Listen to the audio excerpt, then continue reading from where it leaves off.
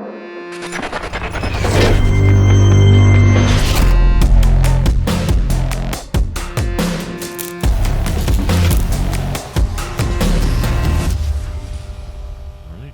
Adam. Hey, how's it going? All good. We're back. Yep. What's up? Sorry. If you're wondering why I'm not doing it with this hand, is because I don't want to knock the mic. So Yeah. It's a bit of an awkward setup, like with the hands and having to. Yeah. So, what are we doing? I just wanted to go a little bit back to last episode with Nico. I wanted to talk about hardships because what what Nico went through, is going through, is a hardship. Yeah. And to most people, that is an extreme hardship.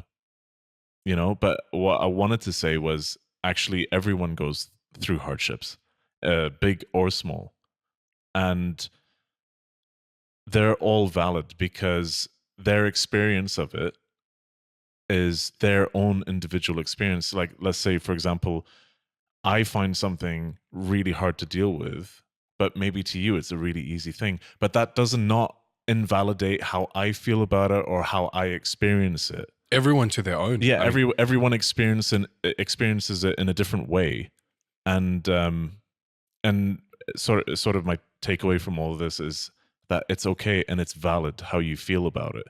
I hate when someone says someone's hearing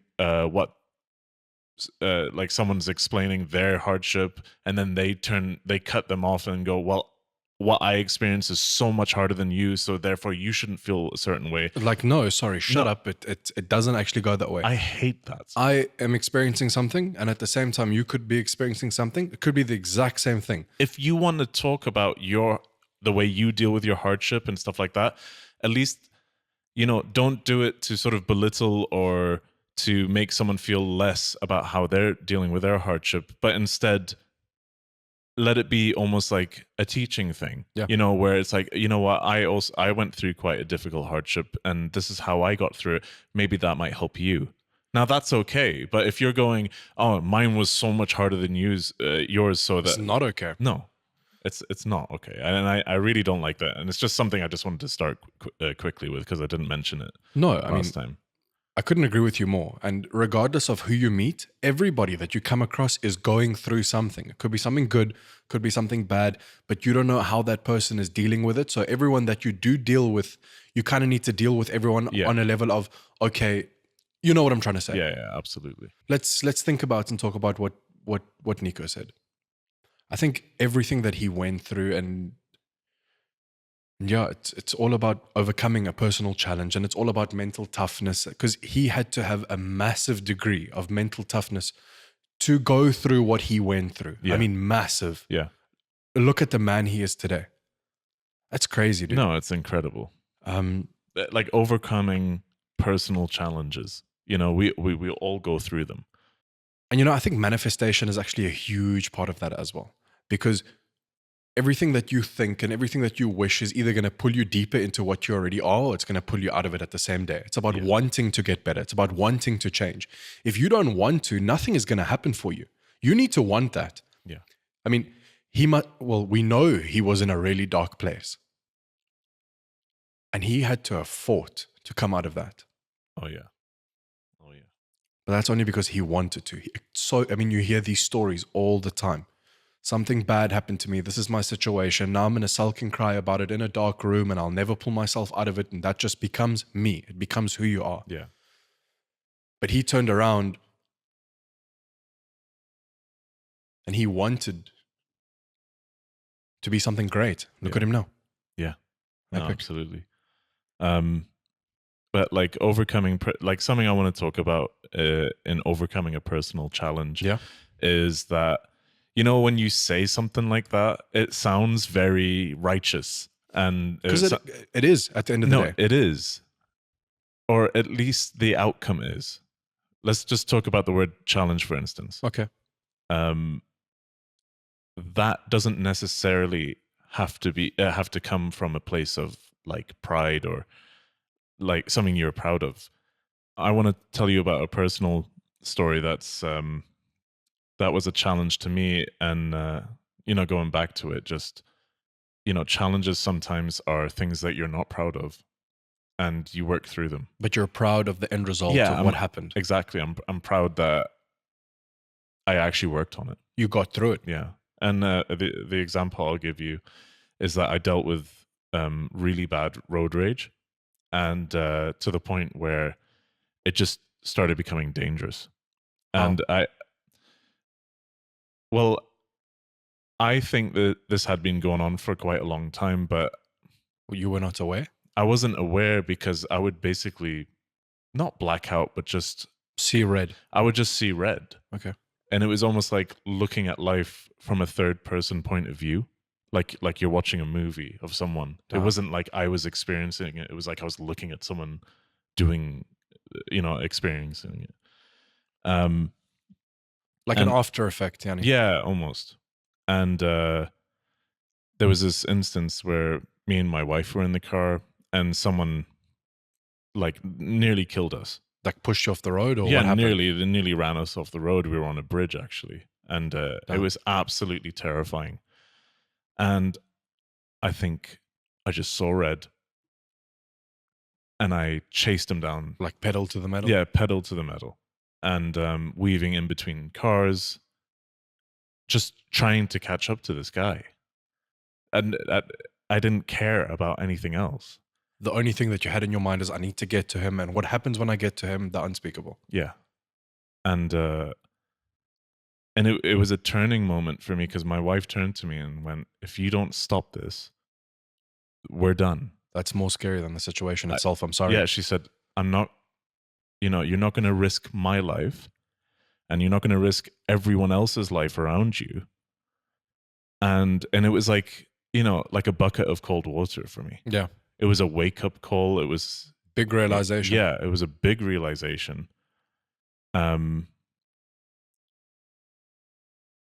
this thing that I've worked on, it didn't happen in a day, and even now, like, when there's a bad driver on the road or something like that, like, I might be like, yeah, mouthing off at the guy, you know what I mean? Yeah, but like, now I'm not risking people's lives.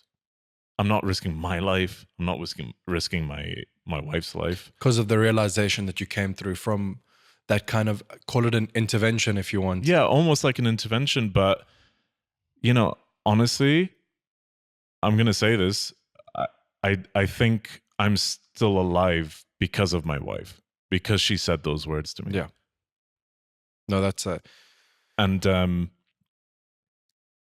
even like, she can see if I get angry on the road or stuff like that, and she can see it slowly start simmering to the surface, and she just puts her hand on my arm, and it's like an exhale. It's like no. And now, even now, like, if I'm alone in the car, I can feel her touch, and it's like it's like an exhale. I'm sorry, dude, I'm going to cut you off. That's actually a really beautiful thing. Because I mean, that's a huge challenge. I mean, personal challenge that you had to overcome. And one of the things that obviously helped you get through that is love. Like, yeah, absolutely. And it's actually funny. Yeah, it's funny that you say that, and it's actually amazing because, like, now I know it's not just me. I see it now with you as well. You said that helped you get through that situation that you were in. You, even if she's not in the car, you still feel her presence next to you, and it calms me down completely. And now I drive mostly in the slow lane or in the middle lane, or if I see someone, couldn't be bothered. I put my indicator on. Get out of the way. I get out of the way. I do not care. I care about getting home to the people that I love. That's the main thing for me now. Only if everyone could think that way. Yeah, that would be awesome. But like, touching back on what you said, because I mean, huge personal challenge that you had to overcome. One of the main factors, love. Like, I know this might sound simple, or it might sound stupid, or whatever you want to call it, but every decision that I make is made with my special person in the back of my mind. Like, on the most like weirdest things, Adam, like, I have something in front of me that I'm going to eat. I think to myself, would she be happy if I'm having this, or would she like it? Would she not like it? Or every decision that I make and every action that I do is having this, my person in my mind thinking, what would they say or what would they do? Because at the end of the day, our actions and our decisions and everything that we're doing doesn't only affect us, it affects everyone else around us at the same time. Like your story. It was not only your life at risk during those moments when you're blacking out or going crazy or having road rage. You're affecting those around you as well. And that's selfish. Yeah, it is selfish. And everything that we go through, we need to think of not only of ourselves, but everyone else around us at the same time. I mean, like, I'm not sitting here and saying, oh, Adam, you're selfish. Like, no, I mean, I've done... No, but you have to realize it. It's a mistake. And how do you rectify it? Yeah. It's how you're going to get through it. Yeah. And that... Again, and I'm going to say this, I'm not proud of it. But I'm proud of the outcome of that you got out of it. Yeah. That is something to be proud of. Yeah, no, I'm happy that I worked through it. And I'm proud of myself for doing that, because I think a lot of people don't recognize when they have a problem. Yeah. And I wish more people would take a hard look at themselves. Yeah. Because I'm not proud of that, but I'm proud that I had the willpower to actually address it. And all of these things, they're barriers, Adam. It's these walls that we have up that we need to climb over. We need to break them down. I mean, Adam, when it comes to overcoming mental barriers and building mental toughness and overcoming personal challenges and all of that, it'll only happen for you and it'll only come to you if that's what you want and if that's what you're working for. Like touching back on manifestation. Yeah. You need to want that and you need to wish for that and you need to grind for that. Yeah. It's the only way that it's going to come to you. Yeah, it's a lot harder than, it's easier said than done. Yeah. For most people. No, 100%. It's always easier said than done. I mean, anyone can sit on the other side of the table and say, you need to do 1, 2, 3, and this is what's going to happen. Yeah, but that 1, 2, 3 takes years sometimes. Yeah. Like, go do that yourself first. Yeah. I had always known this, but I only came to like a big realization lately.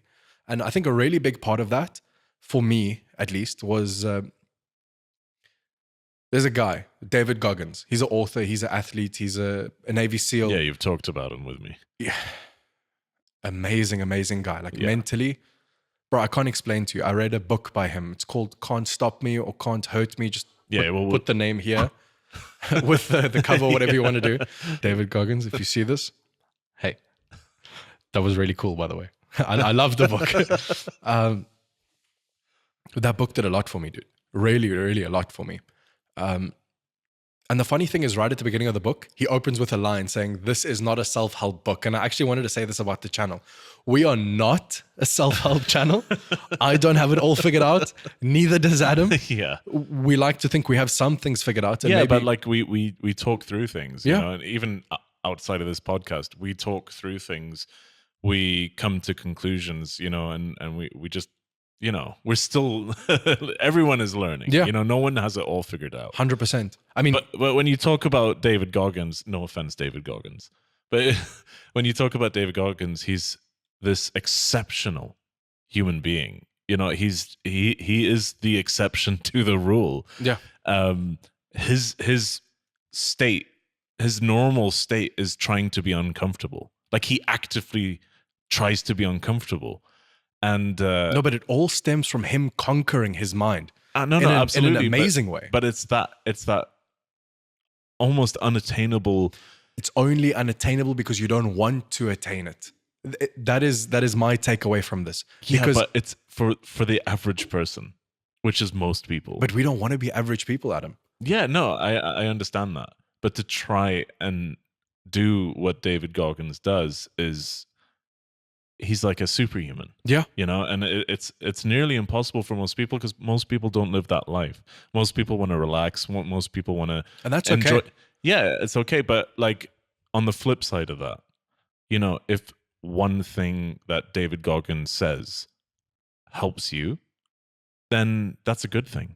There was one thing in his book, major takeaway from me. He calls it the cookie jar. Okay. So whenever he's going through something tough, or he's doing something that's difficult or that's not nice or that it is whatever it is. Yeah. He finds himself in that moment and he has something that's called the cookie jar that he needs to stick his hand in and dig something out from the bottom. And that's going to be his fuel to keep him going for even longer. I mean, there was a story in his book where he was running like something ridiculous, like a 150-kilometer race or something. Yeah. And his toes were already bloodied up and the toenails are like broken and falling off. and he was already injured from a previous race where his shins were like almost too broken, if not broken. Right. And he was like at the 80 kilometer or 90 kilometer mark. I'm getting this wrong, I know, but the gist of the story is there. Imagine that you're running, your feet are bloodied up, your shins are broken, you still have God knows how many kilometers ahead of you, and you just need to keep pushing, because he came to the realization of what's greater, having to achieve this or having to say that I quit. Yeah.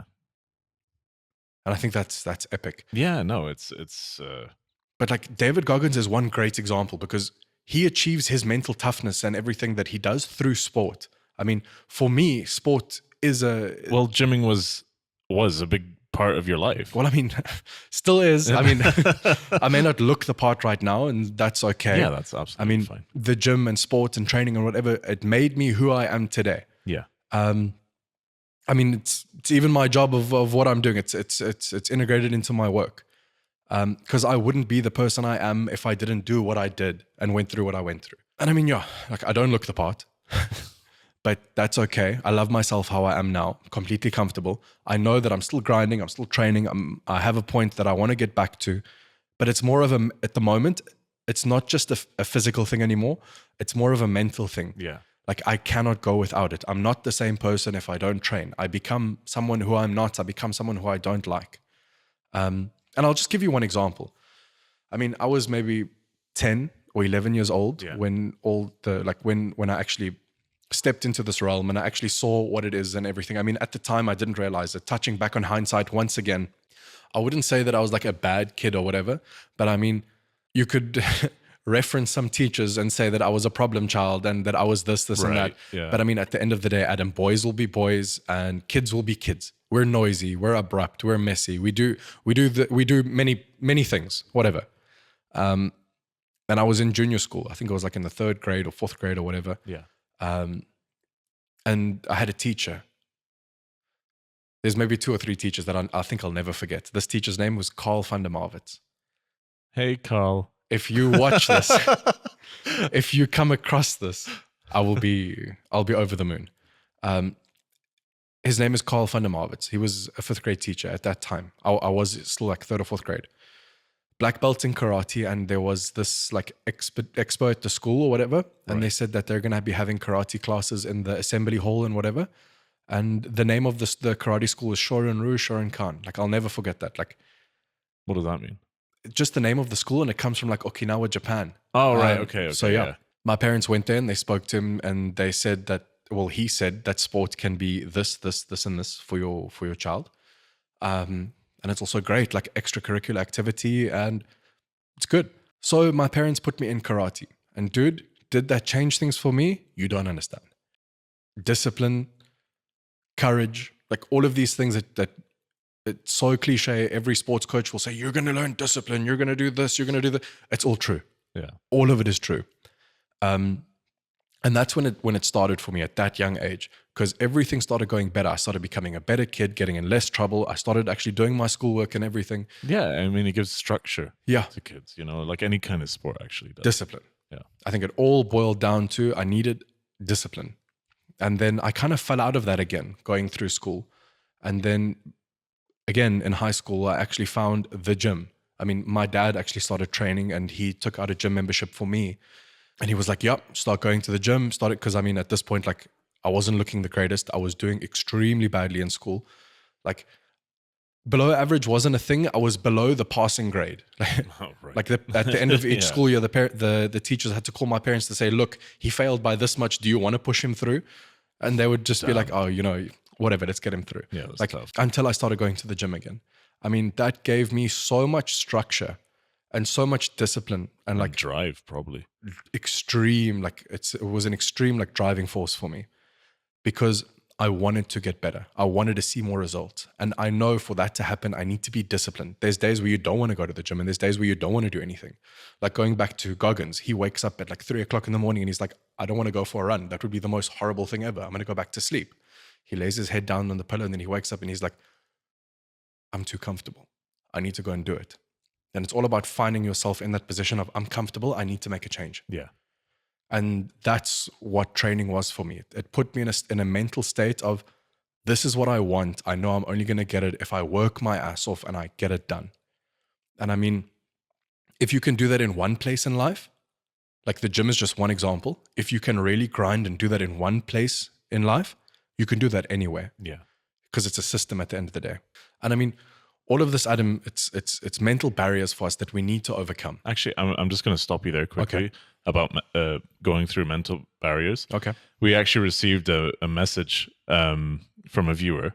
I won't say who it is, but they actually sent us a very long message, and it was really sweet. And they kind of talked about mental, pushing through mental barriers, struggling to push past mental barriers.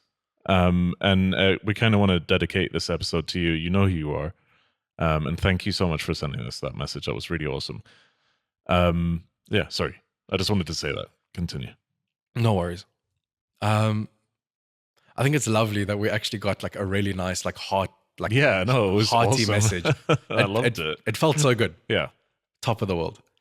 But yeah, Adam, like everything, it's about overcoming the problems that you're facing in front of you. It's all about, like, we all have these barriers, whether it's mental, whether it's physical, and it's all about overcoming those. Yeah. Like there's one like really cool story. I think I saw it on a podcast, or regardless of where I saw it. Have you heard of the story of the ant? Oh, the one with the marker? Yeah. So this guy said he's going to do an experiment with an ant, a piece of paper, and a pen or a Sharpie or whatever he had. They ended up dropping the ant on the paper. And that ant ran freely, no stopping at all. Then he took his Sharpie and he drew a circle around the ant, and that's where the ant stopped. The ant did not cross that line at all because he thought this is a barrier that he cannot get across, even though it's just a Sharpie. How did someone figure that one out? Like, what made you think to put an ant on a piece of paper and draw a circle? Like, come on. So yeah, they drew the circle around the ant and he didn't cross it at all. Then they said, okay, let's try something else. They put the ant on a blank piece of paper and they let him run. Yeah. Each point where he got to, they would draw a line, and the ant would go across that line and then draw another line. And in all different directions, they would draw these lines, okay? Until that the ant was, this ant was going so fast and he was drawing the line so quick that he drew it at the second the ant was crossing over. And the ant went over the line. Goes over the line, yeah. And right after that, any line he drew or any circle he drew, it didn't matter to the ant. It did absolutely nothing. The ant went over that line every single time. Yeah. And we are the ants. And the lines that we have drawn is all these mental barriers that we have built up. And it's just something that we have to push through. It's a great analogy to what mental barriers can do. I mean, it's a literal wall that it stops you in your tracks sometimes. 100%. You know, like it's almost paralyzing. Yeah. I'll give you this example that happened to me. It is an extreme example, and obviously, it's. Let's hear it. Yeah. I was on a shoot in the middle of a desert, in the middle of the one of the hottest summers I've ever experienced. You were filming. Yeah, we were filming. And normally in like sort of desert shoots, I like to wear boots and stuff like that. It got so hot that the soles of my boots started melting. Sorry, what? Yeah. The underparts of your shoe was melted. Like, not like completely, but like you could just see it was not the same as it used to be, Like the tread on the bottom of your shoe had changed. That's crazy. It was insane. It was, I can't even explain to you how hot it was. 50 plus. Yeah, easily. And I just started losing my mind. I was like, I can't do this anymore. I can't. And, to a certain extent, it is dangerous to be out there, for that length of time. We did have this small little tent where I don't know, what do you call them? The grips or whatever. They had set up this sort of AC vent. Okay. And we all came in there and we're putting our faces in this vent. And it was like coming straight from heaven, like this cold air. And you just sat there just going, oh, like that. This is wonderful. It's wonderful. And then you go outside and it's so much worse. Yeah. Like, I can't even explain to you why it's worse, but it was just like hell on earth. Yeah. But I stopped going back into that tent because I knew every time I did, I would go back to zero. And every time I walked out after that tent, it felt like hell on earth. It just gets worse and worse. Yeah. So I stayed outside, and all I could think about was, I've got rent to pay. I've got this to do. I've got to look after myself. And although every part of me was screaming to not do this, to go back into the tent, survival instinct just kicked in. that survival instinct just kicks in. And I can't explain to you what it is or how I got there, but something just switches in your mind. And I need to get this done, otherwise I'm screwed. Yeah. Now, again, I'm going to say mine is an extreme case. And there's a lot of things that happen in people's lives. But that's not to say that what happens to you is not as bad as what happens to someone else, like what you said in the beginning. Yeah, exactly. But what I'm saying is, that's, the everyday person is going to want to procrastinate instead of doing something. Yeah. In that situation, I was in an extreme situation. They might not be in a 50-degree heat. Yeah, they're not in a with their boots melting. Exactly. But it's still the same concept. It's still, overcoming challenges, doing what you don't want to do because it needs to get done. Otherwise, you don't know where you will end up. Yeah. Yeah. Adam, I think this has gone a little bit too deep. And I said we're not a self-help channel. We're not a self-help channel. Let's lighten the mood. Yeah. You know what? I actually thought about this for the past 2-3 days. All right, tell me. And I said, whoa, we're getting a little bit too deep. I mean, I don't want to get depressed while doing this. And I don't want to depress you guys while you're watching this. So let's have some fun. Have a game. Okay? All right. EDC Lightning Round. Okay? That's the name of the game. All right. I mean, about EDC Lightning Round. What is this? Oh, I will tell you. Sorry. Sorry. It's all right. I feel like I'm on a talk show. I'm like, this is the EDC. Sorry. No, it's all right. So, EDC Lightning Round. Okay. It's like quick fire questions. Okay. There's going to be a timer. Right. Our editor, our great our editor, because I just sit down and speak. Editor, put a timer here, okay? Get it done. Sorry. Yeah, actually, the timer is going to be like somewhere here. I can't imagine how the screen would look. Don't worry, I got it. I got it. Okay. So there's going to be a timer. Yeah. Okay. And God knows how many seconds this is all happening on the spot. So I'm going to ask you a question. You're going to ask me a question. Okay. You've got a time limit for how long you have to answer me. Needs to be the first thing that pops into your mind. You need to say it. Okay. This could be survival. This could be EDC. This could be absolutely anything. Like Johnny on the spot. Let's go. Okay. All right. Let's do it. So you're going to put a timer on your watch? Yeah, I'm going to put a timer on my watch. You know what? Actually, I actually wanted to say this because this is actually part of our... Sorry.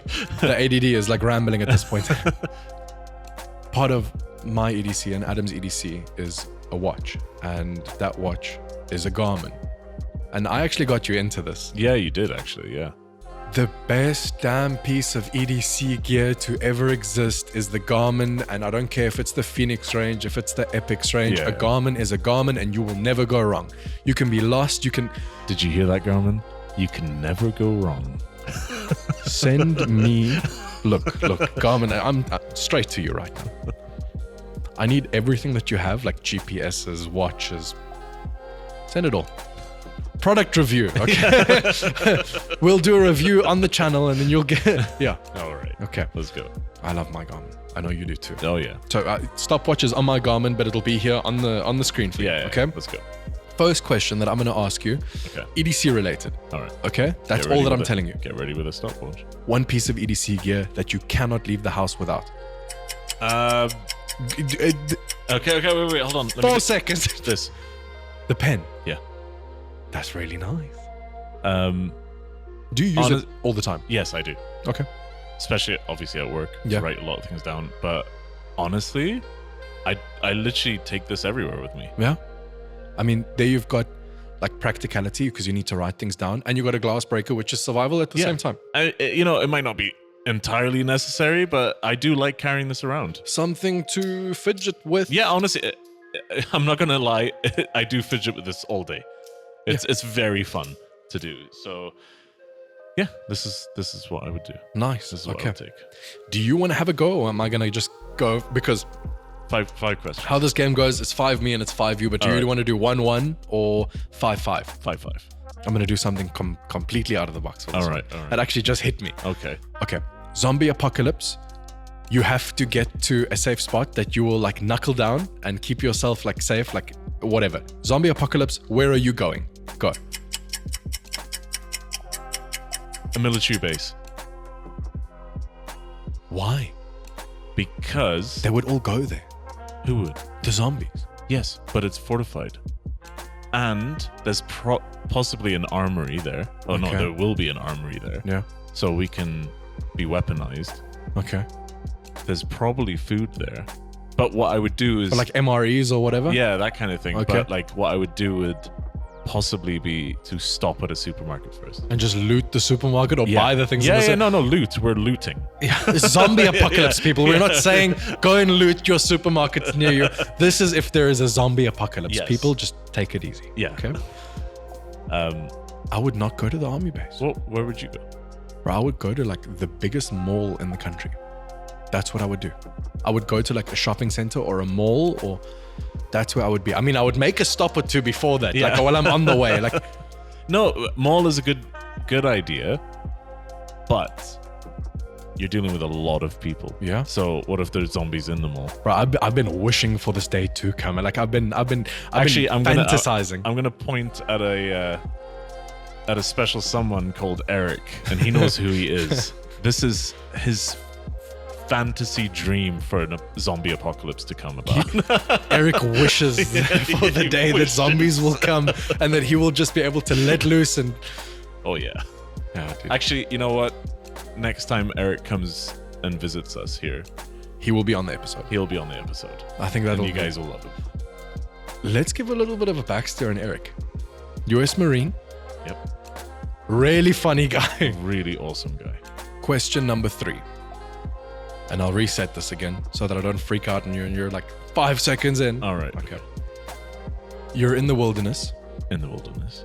You are on a camping expedition or whatever. You're in the wilderness. You have very limited gear. Okay. Okay. Would you rather lose your flashlight or would you rather lose your knife? Go. That's a difficult one. Go. You Lose lose. my flashlight. Why? Because with my knife, I could cut down a tree, start a fire. That would be a light source for me. It's big ambitions for a knife, dude. Cut down a No, tree. not a tree. It's not a chainsaw. Like but a branch or something, yeah. branches, do a couple of shavings, you know. I'm just gonna add something to that. I don't think that would be good for you, specifically you. Why? Adam, you are shit scared of bugs. And at night is when all the bugs come out. I'm sorry for throwing you under the bus like why this, are you dude. outing me like this?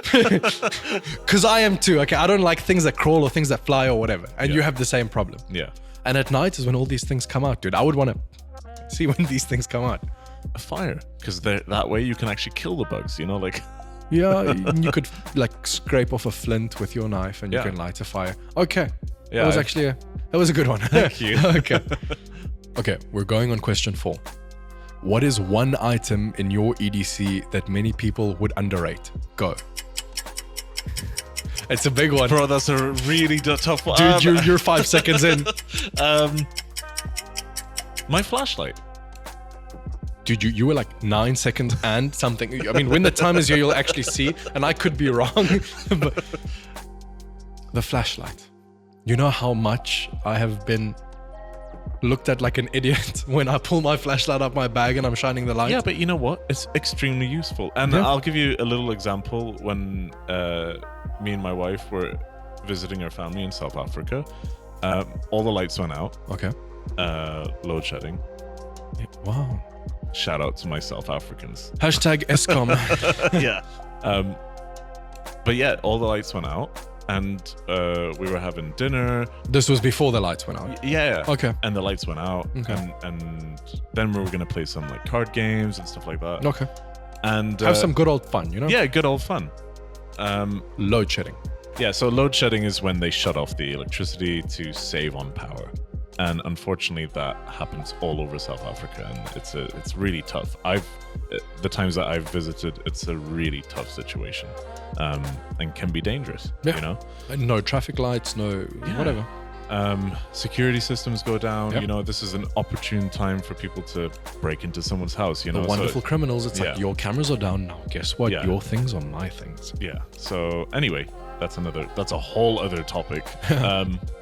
The lights went off. You pulled out your flashlight. Yeah, and I've got an Olight, Okay. and that's got a magnetic base on it. Okay. So there was like a Like the back of the light is a magnet. yeah. Okay. So there was like a sort of metalish roof, and I just went shunk. Like a corrugated metal, like a Yeah, tin roof. like a tin roof.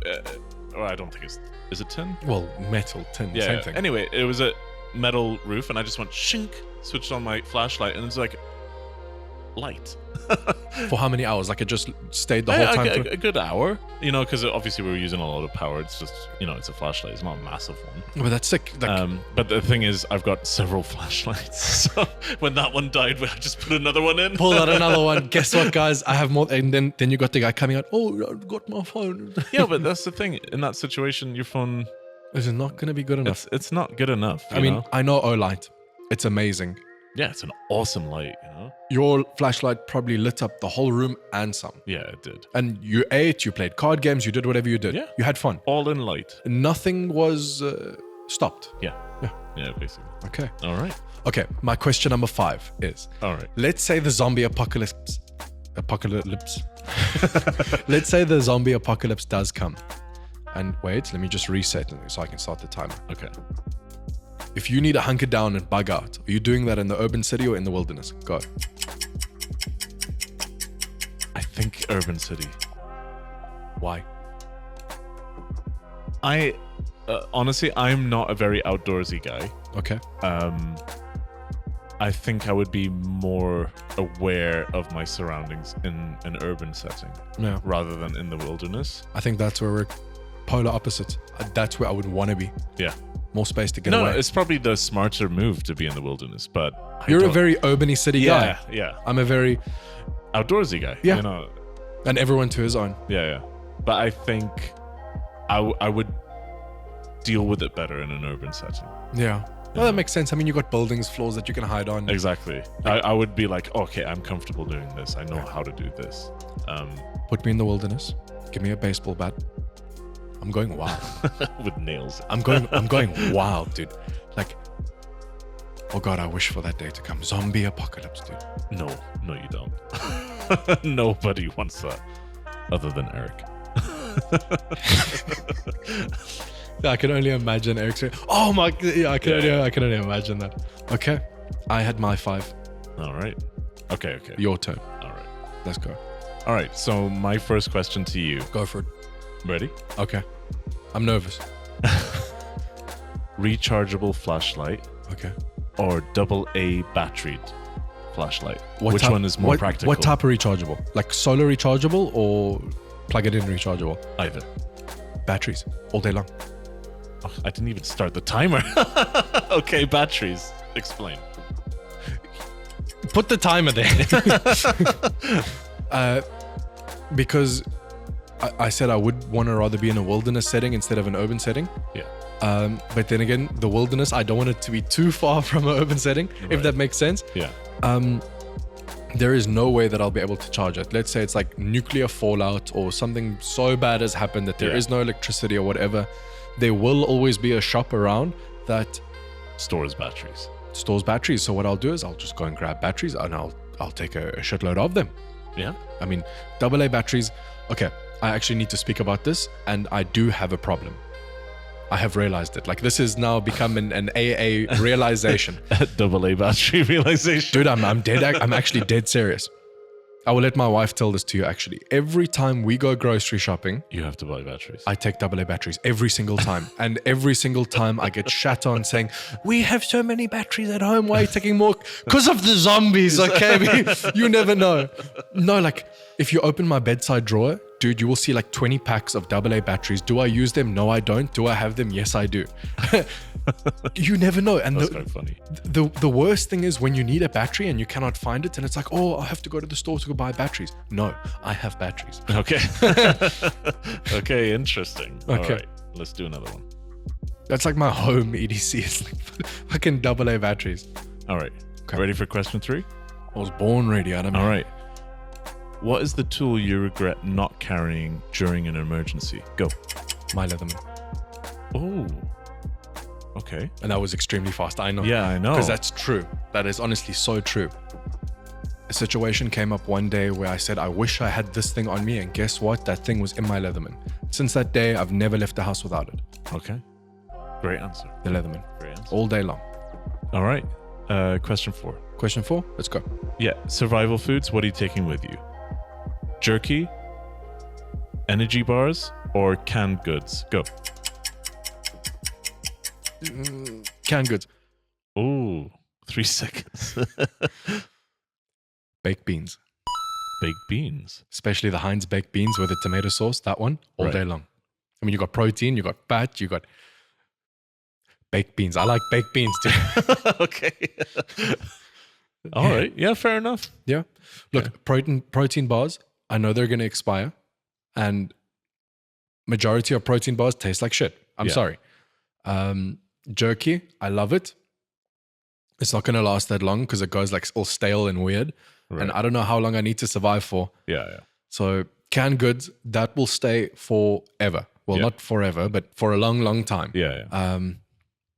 So I would go with canned goods, and my main canned goods would be baked beans. I'm sorry, but I No, love fair baked enough. beans. Fair enough. I mean, you got all the nutrients. Yep. It's tasty. Yeah, absolutely. Yeah. Do you like baked beans? Yes. I like baked beans. Yeah. No, we can tell. Question number 5. What is it? Don't let it have to do anything with baked beans. All right. Question 5. Let's go. It's a zombie apocalypse, Okay. and you're stranded with a celebrity. Okay. Who do you not want it to be? Tom Hanks. What? Yeah. What is wrong with you? I know. I am so sorry, Tom Hanks. Why? He lost it in the end. He was going to jump off the cliff. I mean, just put the editor. Can you put the scene of where Tom Hanks had Tom Hanks. He had all the vines of the trees, and like he had given up and he was like going to kill himself. And Wilson looked at him, Wilson. But then it's literally what we were talking about earlier. He pushes past it and he survives. What are you talking about? Tom Hanks. What? I know. He's like America's dad. Yeah, but who I would want to be with? Who's that guy? Who? Extraction. Jason Statham? Extraction. Oh, Chris Hemsworth. Chris Hemsworth. I would want to be stuck with Chris. Chris Hemsworth. Chris. I like him. He will save me. That's amazing. Yeah. I would probably want to be. Do you remember the kid who he saved and he got them out of like Dhaka and whatever, Like he was like on full survival mode instinct. My guy didn't break one at once. Like I'd like to think as myself as mentally tough, and I'm all of these great things, and I'm all yeah, but Trent, like Trent. not Tom Hanks. He didn't really do it. Yeah, It was a movie. No, but you said hypothetically. Yeah. Okay. I wouldn't want to be with Tom Hanks. He was too soft. Too soft. Yeah. He was the most mentally resilient person in that movie. But he wasn't Chris Actually, Hemsworth. he was the only person in that movie. He wasn't Chris Hemsworth. Like, I'm not fanboying and crushing on Chris Hemsworth over here. Okay, no. Don't get this idea. But yeah, Chris Hemsworth. I would want to rather be stranded with him and not Tom Hanks. Wow. Yeah. That's crazy. Yeah. Well, anyway, I think we've gone on long enough. Again. Yeah, again. Thank you so much for watching, guys. And actually, you know, we want to start conversations with you. Just in the comments, drop us something that it could be gear related, like what do you think of this tool, or what do you think of that tool, or even questions on daily life. It could be something that you're going through or Yeah, whatever. absolutely. Just drop us a question in the Yeah. comments, whether you're watching on Instagram, whether you're watching on YouTube or TikTok, or wherever you find our videos. Yeah. And we'll actually have something like a weekly Q&A where Adam and I will sit down and we will answer everyone's questions the best we possibly can. Like, we don't have it all figured out. We'll give you our take on it. Absolutely. Okay. Absolutely. Time, All right. Time for our awkward handshake. Yeah, awkward handshake. Okay.